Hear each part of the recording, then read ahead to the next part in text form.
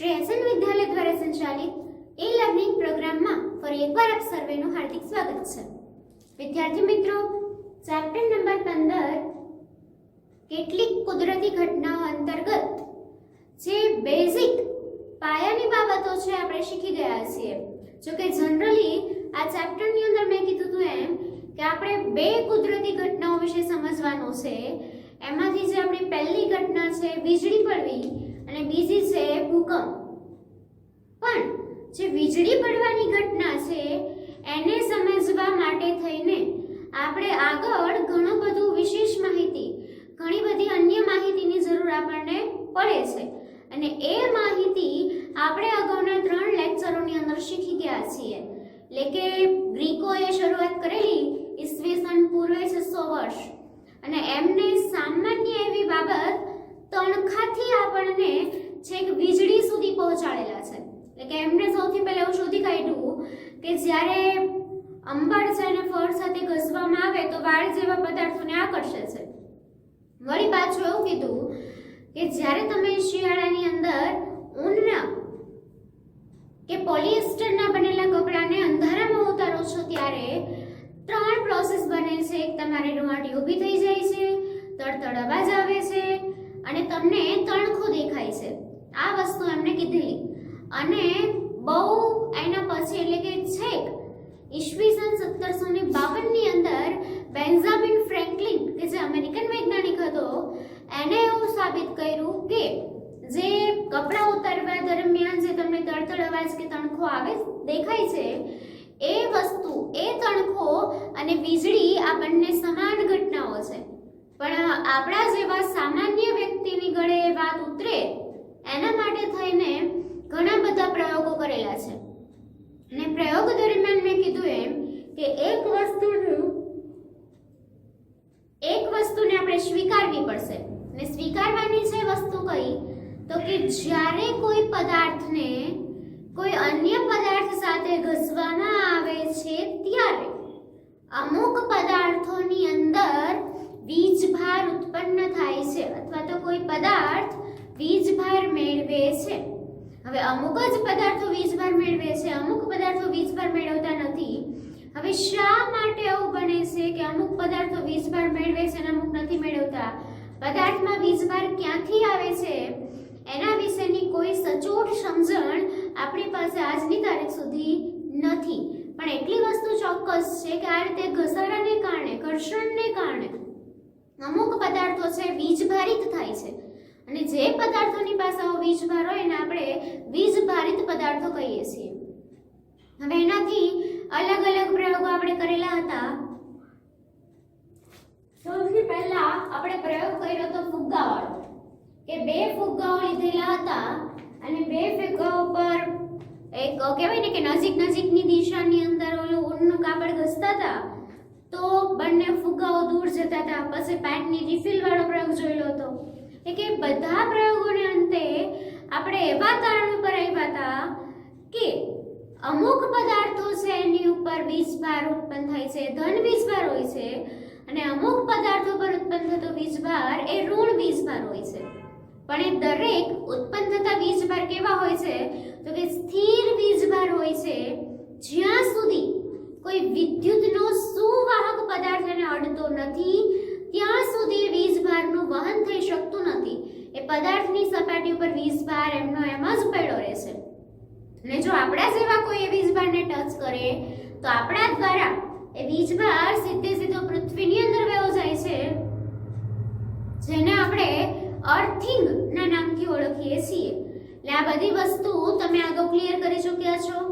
ત્યાર પછી આપણે આપેલો પદાર્થ વીજભારિત પદાર્થ છે કે કેમ એ ચેક કરવા માટે થઈને એક સાદું સાધન બનાવેલું કે જેને આપણે ઇલેક્ટ્રોસ્કોપના નામથી ઓળખીએ છીએ।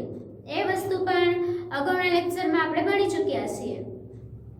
હવે વીજળીની ઉત્પત્તિ આપણે એ બધાના આધાર પર ગયા લેક્ચરમાં સમજવાની હતી પણ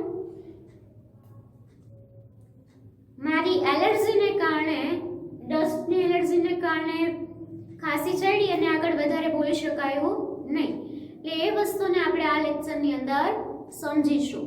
હવે સૌથી પહેલા આપણે વાત કરવાની છે વીજળીની ઉત્પત્તિ કેવી રીતે થાય છે, અને આ સમજવા માટે આપણે પહેલા વીજભારોની જરૂર પડશે. હવે આખો ક્વેશ્ચન છે, પહેલા હું આકૃતિ ડ્રો કરીને તમને આખું સમજાવું છું અને પછી જે સમજેલા છે એને આપણે લખતા જઈશું. હવે શું થાય છે તો કે તમે જનરલી એવું અનુમાન લગાવ્યું હશે કે તમને એવો ખ્યાલ હશે કે વીજળી તમને ક્યારે સંભળાય છે, તો વીજળી પડવાની ઘટના ક્યારે બને છે, તો કે જ્યારે ચોમાસાની અંદર એકદમ પવન સાથેનો વરસાદ હોય ત્યારે જ આ વીજળીની ઘટના તમને જોવા મળે છે. શાંત વરસાદ આવતો હોય, પવન ન હોય તો તમને ક્યારે એવી રીતે વીજળીની ઘટના જોવા મળતી નથી. એટલે જનરલી આજે હવા સાથે જ વીજળીનું કોઈને કોઈ કનેક્શન જોડાયેલું છે. હવે થાય છે શું કે જ્યારે એકદમ વધારે પવન ફૂંકાતો હોય અને વરસાદ એમ કહેવાય ને કે એકદમ વાદળો છે, ઘનઘોર વાદળો થઈ ગયા હોય, ઘટાદાર વાદળો થઈ ગયા હોય, ત્યારે એની પહેલા હું તમને એક વસ્તુ શીખવી દઉં કે વાદળ એ શું છે. જો કે 9મા ધોરણમાં તો તમે વિથ થિયરી આખી વાદળ બનવાની પ્રક્રિયાને સમજશો જ, પણ અહીંયા તમને સમજાય એટલા માટે થઈને હું એક વાદળ શું છે થોડુંક તમને જાણકારી માટે તમને કહી દઉં. જનરલી આપણે વાદળની કલ્પના કેવી રીતે કરતા હોઈએ છીએ તો કે જ્યારે આપણે ફિગર દોરીએ વાદળની ત્યારે આ રીતના વાદળ આપણે દોરતા હોઈએ છીએ, બરાબર ને? કે જ્યારે કુદરતી દ્રશ્યની અંદર કે કોઈ પણ જગ્યાએ તમને વાદળ ઇન્ડિકેટ કરવાનું થાય એટલે આ રીતે વાદળ આપણે દોરીએ છીએ. અને જનરલી મોટા ભાગના લોકોને ખ્યાલ કેવો હોય છે તો કે તમે એવું સાંભળ્યું હશે કે વાદળ છે ધૂળના રજકણોના બનેલા હોય અને પાણી છે એનીમાં સંગ્રહિત થયેલું હોય, આવું તમે સાંભળ્યું હોય.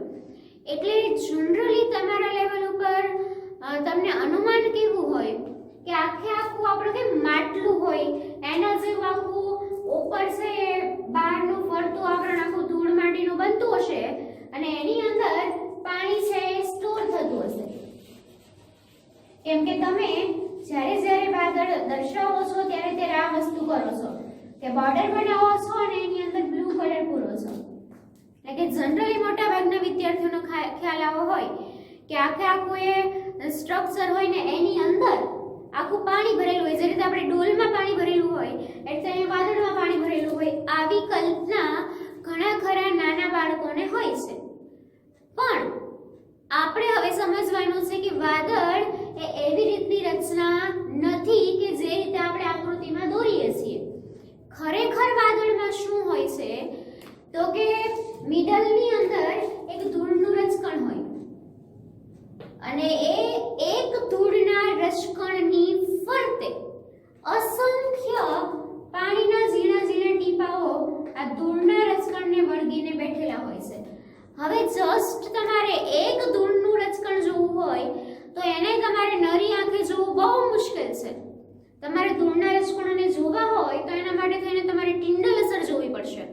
જો કે ટિન્ડલ અસર છે તો 9મા ધોરણનો ટોપિક, પણ જનરલી ટિન્ડલ અસર તમે જોઈ શકો છો સમજ્યા વગર. શું કરવાનું તમારે તો કે એક સવારમાં મોર્નિંગમાં આખો એક રૂમ ડાર્ક કરી દેવાનો અને પછી કોઈ એક બારી કે એક દરવાજો સહેજ અમથો ખોલવાનો કે જેથી કરીને સૂર્યનો સીધો પ્રકાશ એની અંદર આવી શકે.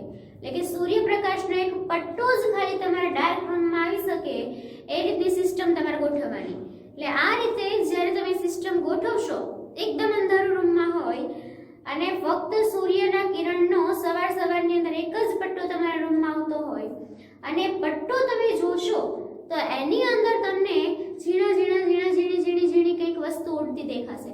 એ છે ધૂળના રજકણો કે જે હંમેશા આપણી આજુબાજુ વાતાવરણમાં રહેલા જ હોય છે, પણ એને આપણે જનરલી સામાન્ય રીતે એને જોઈ શકતા નથી. જેટલા રજકણો તમને પટ્ટામાં દેખાય છે એટલા રજકણો સાથે આપણે આખી જિંદગી કાઢી દઈએ છીએ.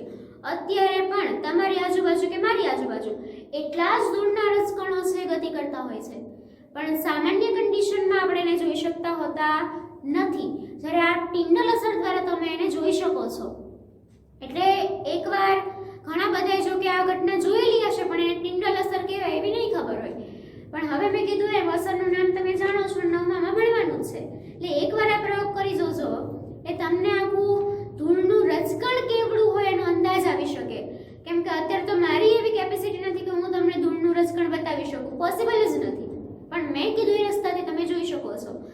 હવે એટલું નાનું ધૂળનું રજકણ હોય અને એની ફરતે અસંખ્ય પાણીના ટીપા જમેલા હોય.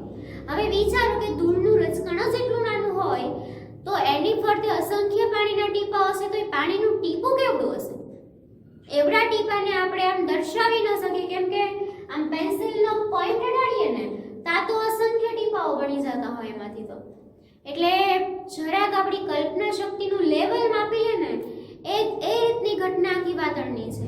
એટલે આ રીતે એક ધૂળનું રજકણ એની ફરતે અસંખ્ય પાણીના ટીપાઓ, બીજું ધૂળનું રજકણ એની ફરતે અસંખ્ય પાણીના ટીપાઓ, ત્રીજું ધૂળનું રજકણ, અને આ રીતે આખો જે સમૂહ રચાય છે એને આપણે વાદળ તરીકે ઓળખીએ છીએ.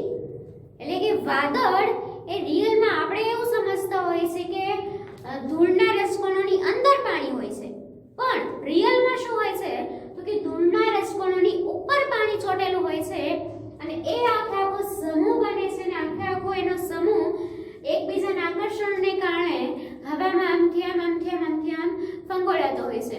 જોજો તમે કે વાદળ છે ને, તમે ક્યારેક ચોમાસામાં અવલોકન કરજો, તમે આકાશની અંદર જોશો એટલે કોઈ એક વાદળનો શેપ તમે નક્કી કરો, થોડાક સમય પછી જોશો એટલે એનો શેપ ચેન્જ થઈ ગયો હશે, બરાબર? એમાંથી અમુક કિસ્સો છે આગળ વયો ગયો હશે, અમુક કિસ્સો ત્યાંનો ત્યાં જશે, આખું વિખરાઈ ગયું હશે, છૂટું પડશે, ભેગું થશે, આવું બધું થશે. એવું શાના કારણે? તો કે ધૂળના રજકણો અલગ અલગ છે, બરાબર? પાણીના ટીપાઓ છે ધૂળના રજકણ સાથે ચોટેલા છે, એકબીજા સાથે અડેલા નથી. એટલે કે ધૂળનું રજકણ જે પ્રમાણે ગતિ કરશે એની ફરતે પાણીના ટીપાઓ ગતિ કરશે.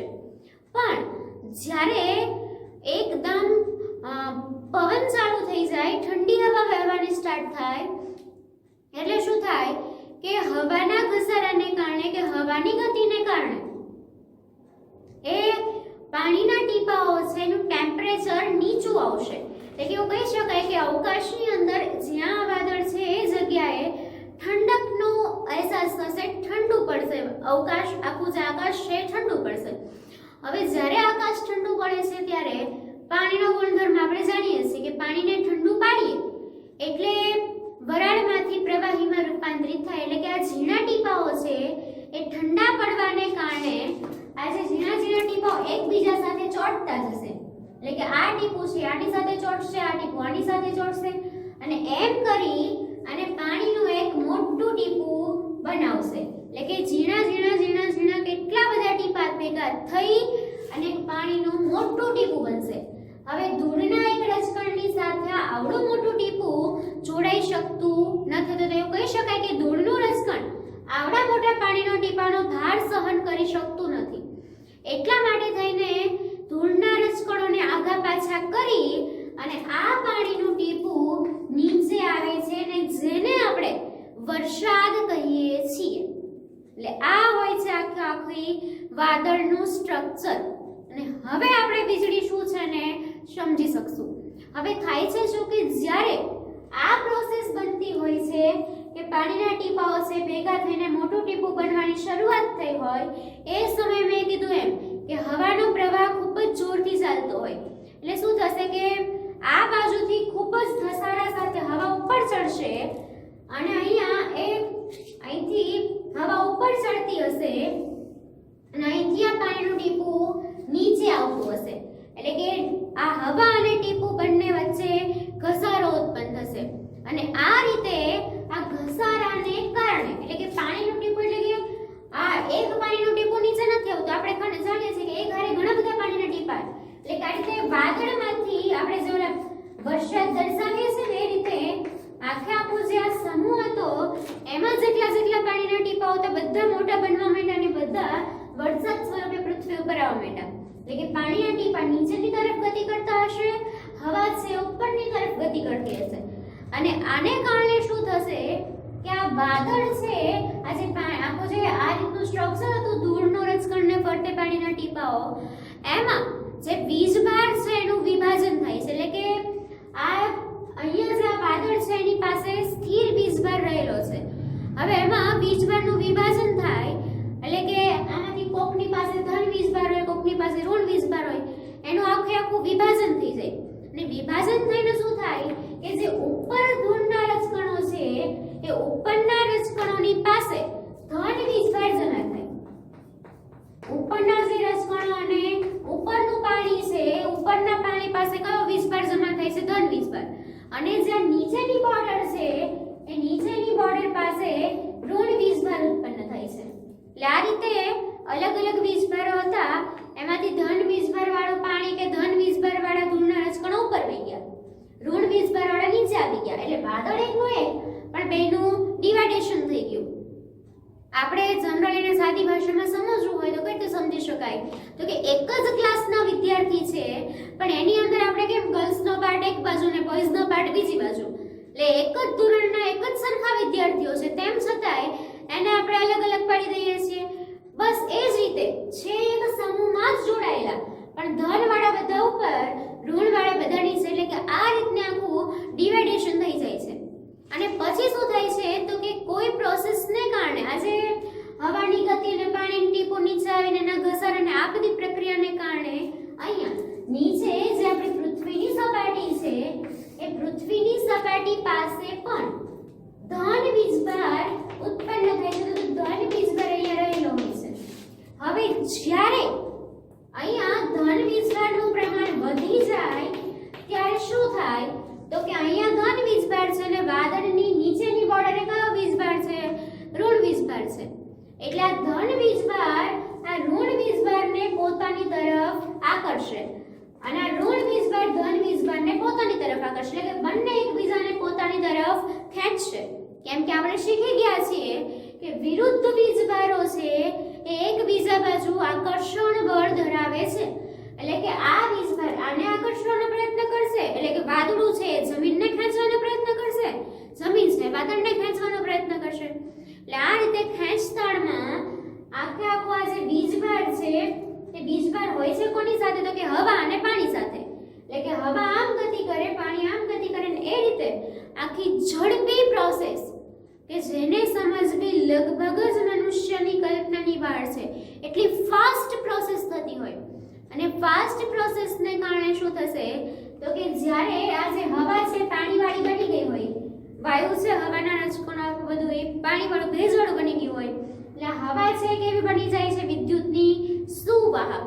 બરાબર. બાકી જનરલી સામાન્ય હવામાંથી વીજળી પસાર ન થઈ શકે, પણ આ જે હવા છે સુવાહક બની જાય અને આ ઋણ વીજભારનું વહન નીચે બાજુ કરે, ધન વીજભારનું વહન ઉપરની બાજુ કરે. કેમ કે સુવાહક બની ગયું પછી તો વીજભારનું વહન કરી શકે.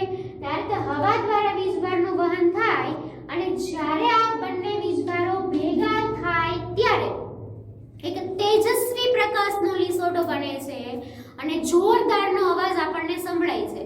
એટલે કે ધડાકો અને પ્રકાશ એને આપણે વીજળી તરીકે ઓળખીએ છીએ. એટલે આ રીતે આખી વીજળીની પ્રોસેસ છે. એટલે થોડું ઘણું આમાં કદાચ આપણે પ્રેક્ટિકલી એને સમજવા જઈએ તો થોડુંક આપણને એમ થાય કે આવું કંઈ હોતું હશે, આશ્ચર્ય થાય. પણ સત્ય ઘટના છે. ઘણા ખરા વૈજ્ઞાનિકોએ ઘણા વર્ષોમાં ઊભા રહીને આ પ્રોસેસને જોયેલી છે, આ પ્રોસેસને તારવેલી છે. આપણે પણ આનું અવલોકન કરી શકીએ તો આપણને આવી ખબર પડે. પણ હા, આ ધન વીજભાર ઋણ વીજભાર આપણે જોઈ શકતા નથી. એને આપણો ફક્ત એને અનુભવ કરી શકીએ છીએ કે આવી ઘટના બને છે. કેમ કે લખેલું ન હોય કોઈની ઉપર કે મારી ઉપર ધન વીજભાર છે, મારી ઉપર ઋણ વીજભાર છે. એટલે આ રીતે વૈજ્ઞાનિકોએ ઘણા દિવસો સુધી આવા પ્રયોગો કરેલા હોય અને એના પછી આ તારણ સુધી પહોંચેલા છે કે આવી કંઈક ઘટનાને કારણે વીજળી ઉત્પન્ન થાય છે અને આ ઉત્પન્ન થયેલી વીજળીની નજીકમાં કોઈ ધાતુનો પદાર્થ રહેલો હોય તો એ ધાતુવાળો પદાર્થ એ વીજળીને પોતાની બાજુ આકર્ષી લે છે, અથવા તો એ જે વીજળી છે ધાતુવાળા પદાર્થ પાસે પહોંચી જાય છે અને ધાતુના પદાર્થથી એ વહન પામી અને જમીનની અંદર ઉતરી જતી હોય છે. કાં તો પછી ધન વીજભાર ઋણ વીજભારનું કોઈ કારણોસર છૂટા પડી જતા હોય અને હતું એમને વાદળ છે આખું બધું મિક્સ થઈ જતું હોય છે અને પૃથ્વી પરનો જે ધન વીજભાર છે એમના એમ રહી જતો હોય છે. એટલે આ રીતે વીજળીની આખી પ્રોસેસ બનતી હોય છે અને આ રીતે વીજળી ઉત્પન્ન થાય છે. હવે આપણે આવું અવલોકન કરવાનું નથી, કોઈ એવી ટ્રાય પણ ન કરતા કે ચોમાસામાં જઈને લાવો ને આવું બધું ટીચર કહેતા હતા ભણાયું એ સાચું છે ખોટું છે ચેક કરવા જઈએ, એવું આપણે નહીં કરીએ. એટલા માટે ગાજવીજ સાથેનો વરસાદ હોય, બહાર વીજળી થતી હોય ત્યારે ખુલ્લા મેદાનમાં ઊભું રહેવું એ સુરક્ષા ભરેલું નથી. ક્યારે આપણી સાથે વીજળી આકર્ષાય ને આપણી ઉપર ઝબકી પડે એ નક્કી ન કહેવાય. એટલે કહેવાય ને આગ સાથે ચેડા ન કરાય, એના જેવું છે કે એવું ખાતરી કરવા માટે થઈને કે બહાર મેદાનમાં ઊભું રહેવાય નહીં. પણ હા, કદાચ ઘરની અંદરથી કોઈ એવી મોટી વિન્ડો હોય ને ત્યાંથી તમે ઘટનાને જોઈ શકતા હોય તો દૂર ઊભા રહીને બારીને અડીને નહીં ઊભું રહેવું. કેમ કે મોસ્ટ ઓફ આપણી જે બારી છે એની ગ્રીલ કે કોઈક ને કોઈક જગ્યાએ તો આપણે ધાતુનો પદાર્થ વાપરેલો જ હશે અને વીજળી ત્યાં આકર્ષવાની પોસિબિલિટી પૂરેપૂરી છે. એટલે કે દૂર ઊભા રહીને તમે જોઈ શકો છો, તમને દેખાશે કેટલું તેજસ્વી લીસોટો એક દેખાશે, અવાજ પણ તમને પછી સંભળાશે. કેમ કે આ સામાન્ય ઘટના છે કે આપણને છે વીજળીનો પ્રકાશ પહેલા દેખાઈ જાય છે અને વાદળના ગડગડાટનો અવાજ પછી આવે છે. પણ જનરલી બે ઘટના એક સાથે જ બને છે, પણ ચમકારો પહેલા દેખાય ને અવાજ પછી સંભળાય. એના પાછળનું રીઝન ધોરણ 9 ની અંદર જ્યારે તમે ગતિ પાઠ ભણશો ત્યારે તમને સમજમાં આવશે કે શા માટે એવું થાય છે. આ રીતે વીજળીની ઉત્પત્તિ કેવી રીતે થાય છે અને આપણે યાદ રાખવાની છે અને આપણે સમજવાની છે. અને વૈજ્ઞાનિકોએ કીધું છે અને આપણે સાચું સ્વીકારીને આગળ ચાલવાનું, ખોટું કે મુસીબતમાં ફસાવવું નહીં. કેમ કે આગળ પછી ભણાવીશ જ, વીજળીની ઉત્પત્તિ પછી તમને ભણાવું જ છું કે વીજળીથી આપણે કેવી રીતે સુરક્ષિત રહી શકીએ. હવે વીજળીની આ ઘટનાને આપણે અટકાવી તો શકવાના નથી આપણે વાદળને પકડી શકવાના કે નથી આપણે હવાને રોકી શકવાના. એટલે કે હવાને નહીં રોકી શકીએ, વાદળને નહીં પકડી શકીએ, વીજળી ઉત્પન્ન થશે તો 100%ની વાત છે. હવે આપણું કામ શું છે તો કે એ વીજળીથી બચવાનું. પણ એટલું સારું છે કે જે વીજળી થવાની છે, ગાજવીજ સાથે વરસાદ આવશે એની થોડી ઘણી પૂર્વ આગાહી કરી શકાય છે. વધારે તો નહીં જ, પણ અમુક કલાકો પહેલા એની ચેતવણી આપી શકાય છે કે ભાઈ ગાજવીજ સાથેનો વરસાદ થવાનો છે, વીજળી પડવાની પોસિબિલિટી છે. તો શક્ય હોય ત્યાં સુધી જે ઉપાયો હું તમને હવે ભણાવીશ એ ઉપાયો તમારે અજમાવી લેવા. ઘરની બહાર હોય તો શું કરવું, ઘરની અંદર હોય તો શું કરવું, એટલે કે એવી રીતે કોઈ સલામત સ્થળ શોધી અને વીજળીથી બચી શકાય. બાકી કુદરતી ઘટનાને આપણે કોઈ રોકી શકવાના નથી, થવાનું છે એ થવાનું જ છે. બરાબર? તો ચલો ત્યારે હવે આ વીજળીની ઉત્પત્તિનો પ્રશ્ન આપણે લખતા જઈએ અને ફરી પાછો આપણે એને સમજતા જઈએ. એટલે કે આ આકૃતિ છે એ તમારા કલ્પના શક્તિની અંદર, તમારા મગજની અંદર ડ્રો કરીને રાખજો. કેમ કે બોર્ડ પરથી તમારે પૂછવી પડશે. એટલે જ્યારે હું ક્વેશ્ચન તમને લખાવતી હોય ત્યારે આ વસ્તુને તમારા મગજની અંદર તમે લાવશો તો જવાબ છે તમને વધુ ક્લિયર થતો જશે અને ઝડપથી એને યાદ રાખી શકશો. બરાબર? તો ચાલો વીજળીની ઉત્પત્તિ કેવી રીતે થાય છે પ્રશ્ન આપણે લખીએ.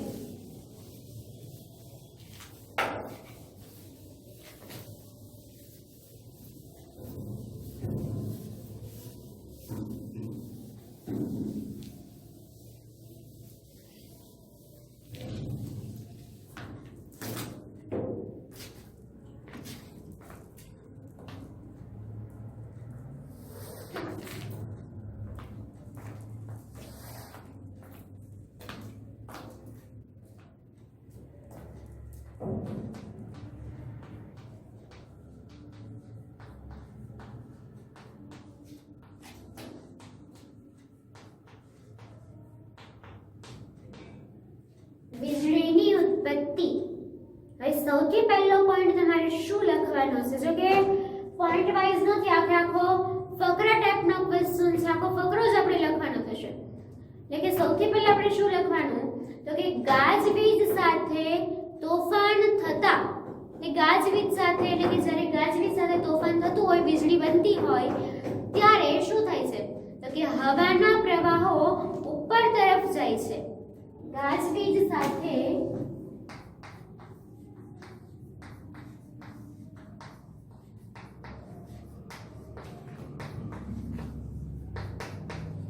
તોફાન થતા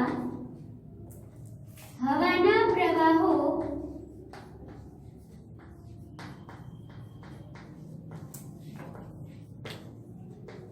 ઉપરની તરફ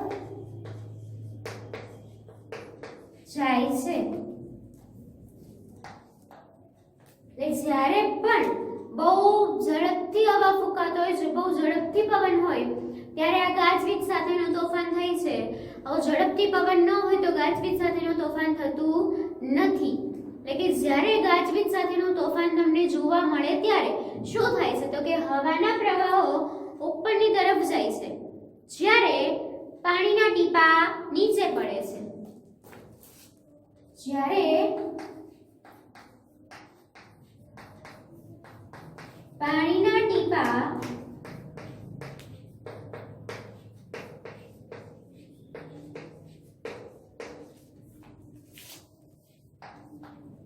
નીચે પડે છે, બરાબર ને. હવે જ્યારે આ ઝડપી પ્રોસેસ થાય, ટીપા નીચે પડે, હવા ઉપર જાય, ટીપા નીચે પડે, હવા, એટલે કે વાદળું તૂટ્યું આપણે એમ કહીએ છીએ.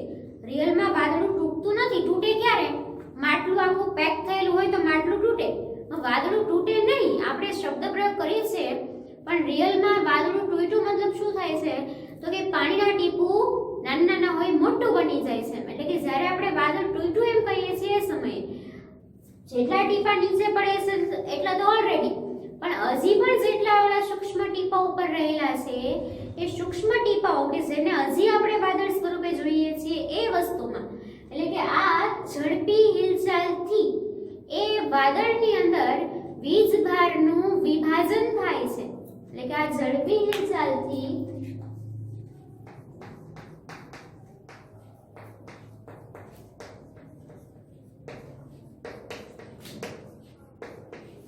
વીજભારનું વિભાજન થાય છે.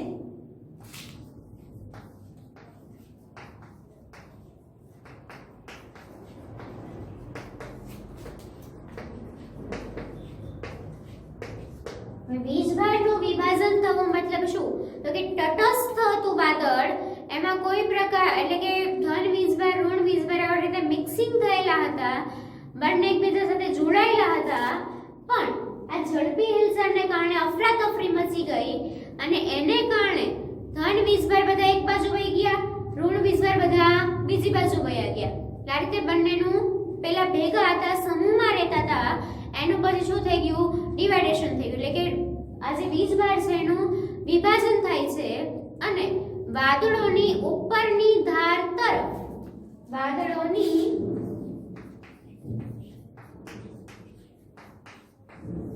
ઉપરની ધાર તરફ ઘન વીજભાર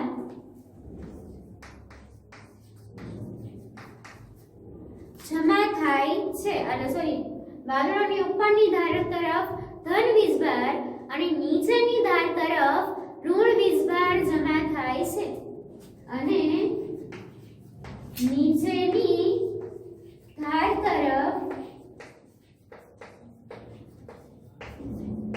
ઋણ વીજભાર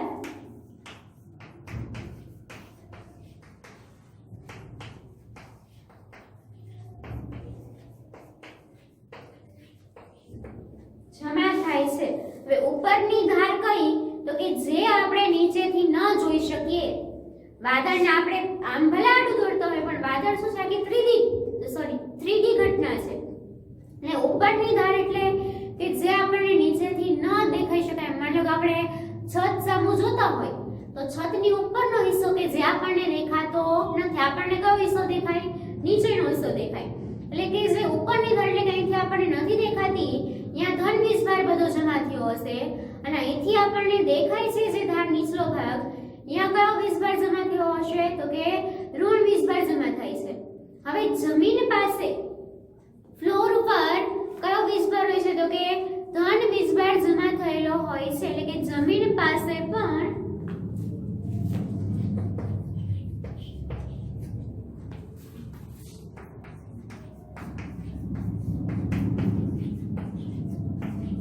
ધન વીજભાર જમા થયેલો હોય છે. હવે શું થશે કે નીચેની ધાર પાસે ઋણ વીજભાર છે અને જમીનની પાસે શું છે તો કે ધન વીજભાર જમા થયેલો છે. હવે જ્યારે જમીન પર જમા થયેલો ધન વીજભારના મૂલ્યનું ખૂબ વધી જાય, ઉપર વાદળમાં જમા થયેલા ઋણ વીજભારનું મૂલ્ય જ્યારે વધી જાય, એટલે આ ઋણ વીજભાર વધી ગયો, અહીંયા ધન વીજભાર વધી ગયો, એટલે ઇન શોર્ટ એવું કહી શકાય કે જ્યારે આ જમા થયેલા વીજભારનું મૂલ્ય ખૂબ જ વધી જાય છે ત્યારે શું, જ્યારે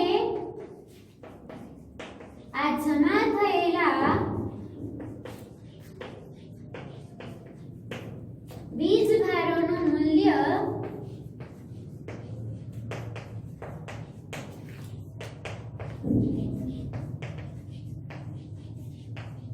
ખૂબ જ વધી જાય છે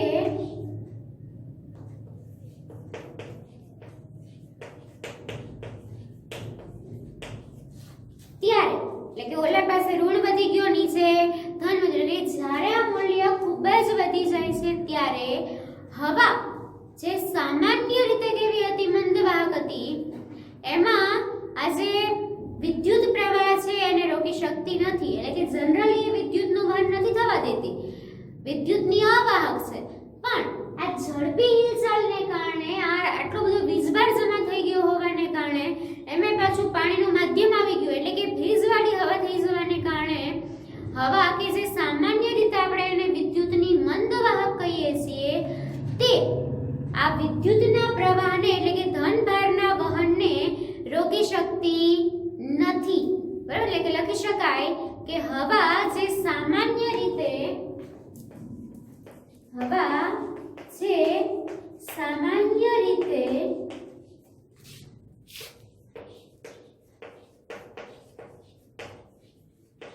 વિદ્યુતની મંદવાહક છે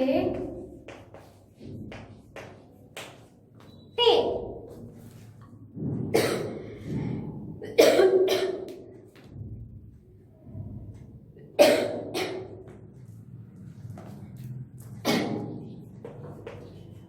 તેના પ્રવાહને રોકી શકતી નથી. કોના પ્રવાહને? તો કે વીજભારના પ્રવાહને રોકી શકતી નથી. હવે શું તો કે ધન અને ઋણ વીજભાર ભેગા થતા, કેમ કે ઋણ નીચે આવશે, ધન ઉપર જશે, એટલે કે હવે આ ધન અને ઋણ વીજભાર ભેગા થતા તેજસ્વી પ્રકાશનો લીસોટો તથા અવાજ ઉત્પન્ન થાય છે. આ લીસોટાને આપણે વીજળી તરીકે ઓળખીએ છીએ અથવા તો વીજળી કહીએ છીએ. લખી શકાય કે ધન અને ઋણ વીજભાર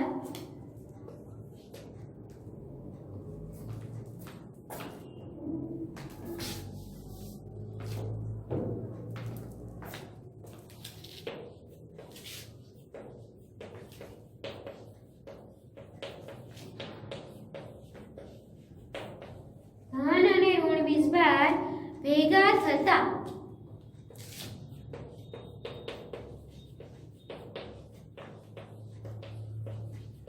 તેજસ્વી પ્રકાશ તેમજ અવાજ ઉત્પન્ન થાય છે.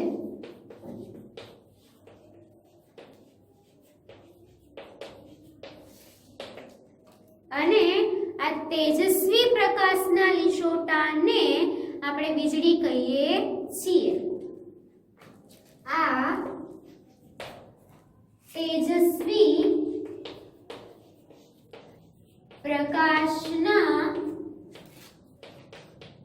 લીસોટાને આપણે વીજળી કહીએ છીએ.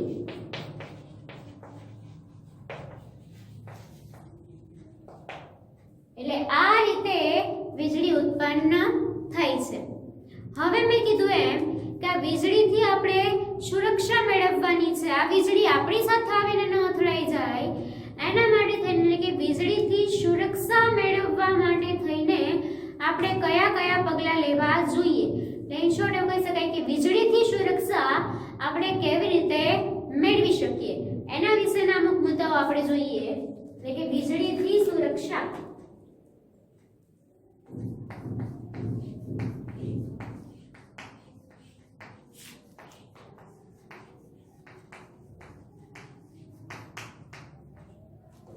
હવે વીજળીથી સુરક્ષા મેળવવા માટે આપણે પહેલું પગલું શું ભરવાનું કે સૌથી પહેલા આપણે શું કરવાનું છે તો કે વીજળી અને ગાજવીજ સાથેના તોફાન દરમિયાન કોઈ પણ ખુલ્લી જગ્યા સલામત નથી. એટલે કે ખુલ્લી જગ્યાએ આપણે ઊભા હોય તો સીધું ઘરમાં દોટ મૂકી દેવાની કે વીજળીથી સુરક્ષા મેળવવા માટે સૌથી પહેલા શું કે ખુલ્લા મેદાનમાં ખુલ્લી જગ્યાએ ઊભું રહેવાનું નથી. એટલે કે પહેલી વસ્તુ આપણે લખવાની કે વીજળી અને ગાજવીજ સાથેના તોફાન દરમિયાન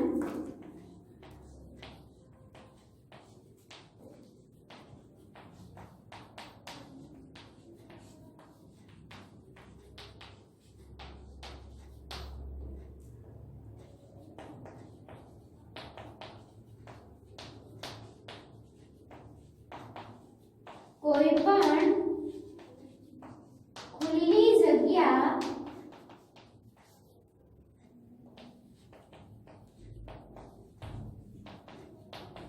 સુરક્ષિત નથી. એટલે કે જ્યારે વીજળી થતી હોય ગાજવીજ સાથેનું તોફાન હોય તો આ દરમિયાન કોઈ પણ ખુલ્લી જગ્યા છે સલામત સ્થળ નથી. તો શું કરવાનું કે ગાજવીજ સંભળાવી એ સલામત સ્થળે દોડી જવાની ચેતવણી છે. શું ગાજવીજ સંભળાવી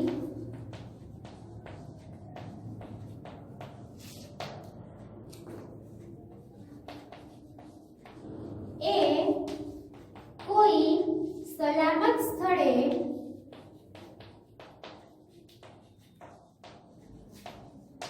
દોડી જવાની ચેતવણી છે.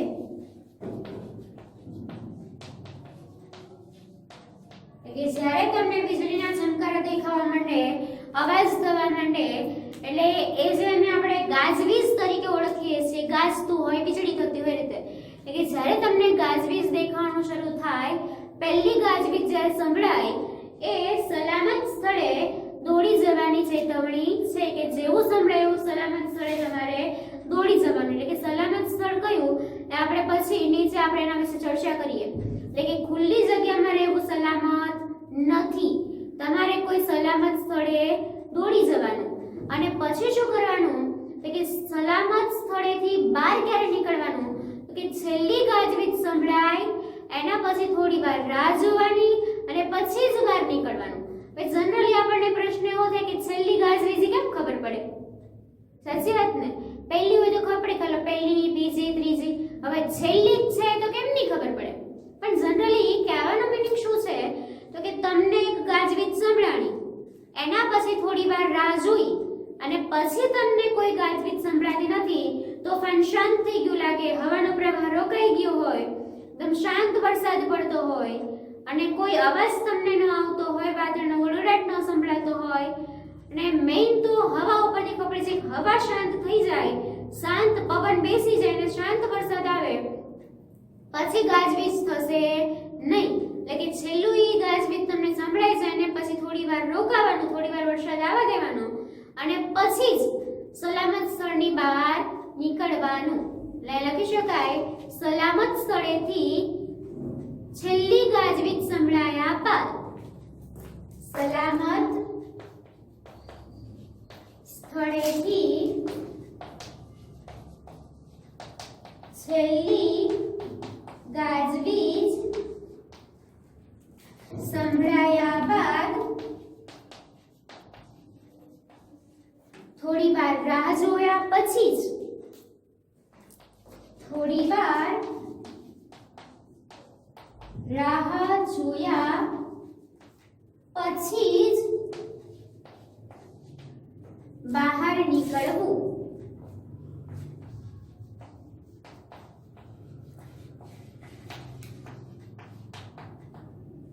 આટલી કાળજી રાખો એટલે તમે વીજળીથી બચી શકો. એટલે કે વીજળીથી સુરક્ષા મેળવવા માટેના ઉપાયો કયા તો કે વીજળી અને ગાજવીજના તોફાન દરમિયાન ખુલ્લી જગ્યા સલામત નથી. એટલે તમારે શું કરવાનું કે જેવું ગાજવીજ સંભળાય તે સલામત સ્થળે દોડી જવાનું અને પછી શું તો કે છેલ્લી ગાજવીજ સંભળાયા બાદ થોડી વાર રાહ જોવાની અને પછી જ તમારે એની બહાર નીકળવાનું. આટલું ધ્યાન રાખો એટલે તમારી માથે ક્યારેય વીજળી પડે નહીં. પણ હવે મોટો સવાલ આપણને એ થાય કે સલામત સ્થળ એટલે શું? તો કે આપણે હવે એની વાત કરીએ સલામત સ્થળની. સલામત સ્થળ કોને કહેવાય? બરોબર ને, અહીંયા કીધું છે સલામત સ્થળ, પણ એ તો ખબર હોવી જોઈએ ને કે સલામત સ્થળ એટલે શું. તો કે ઘર કે ઇમારત એ સલામત સ્થળ છે. ઘર કે ઇમારત એ સલામત સ્થળ છે.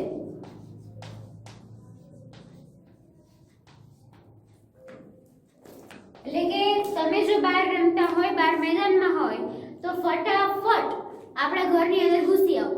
માની લો કે આપણા ઘરમાં નથી ને કે બીજા મેદાનમાં તમે છો, એટલે પહેલું કામ આ કરવાનું છે કે જ્યારે તમને ગાજવીજ સંભળાય, એટલે કે નજીકમાં જે બિલ્ડિંગ દેખાય, જે ઘર દેખાય, એ ઘર કે ઇમારતની અંદર વયું જવાનું.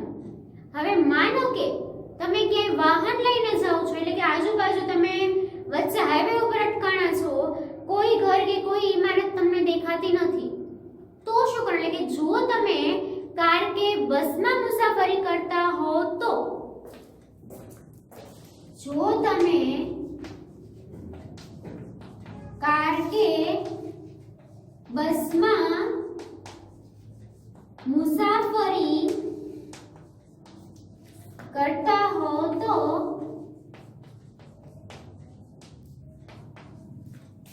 માની લો કે તમે એવા ખુલ્લા મેદાનમાં તો નથી પણ કાર કે બસમાં ક્યાંક જાવ છો, તો શું કરવાનું? વાહનના બધા જ બારી બારણા બંધ હોય તો તમે સુરક્ષિત છો. એટલે કે વાહનના બધા જ બારી બારણા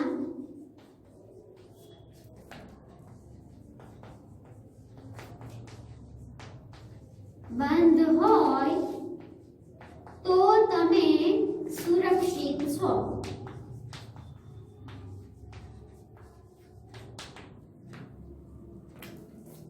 એટલે કે જ્યારે તમે રસ્તામાં હોય, કાર અથવા તો બસમાં હોય, તો તમારે શું કરવાનું છે?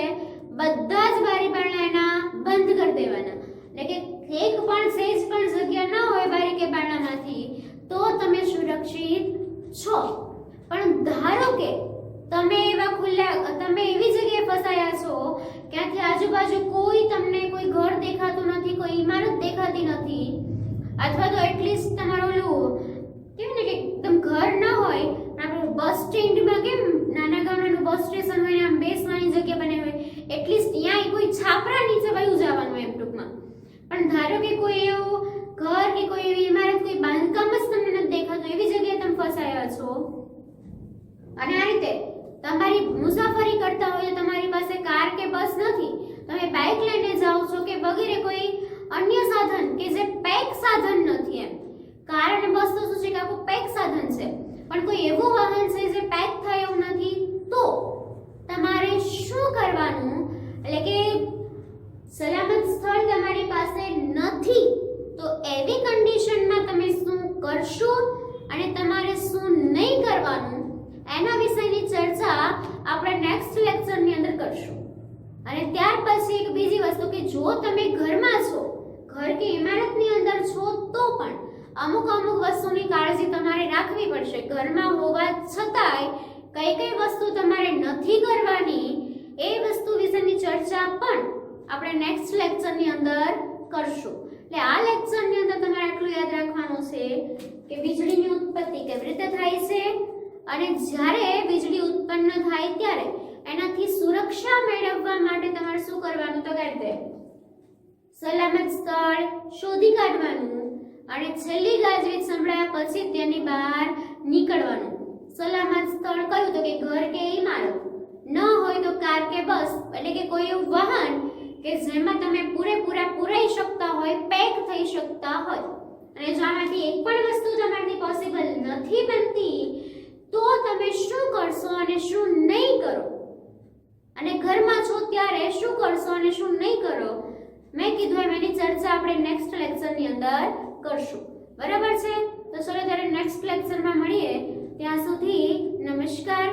આટલું તૈયાર કરજો.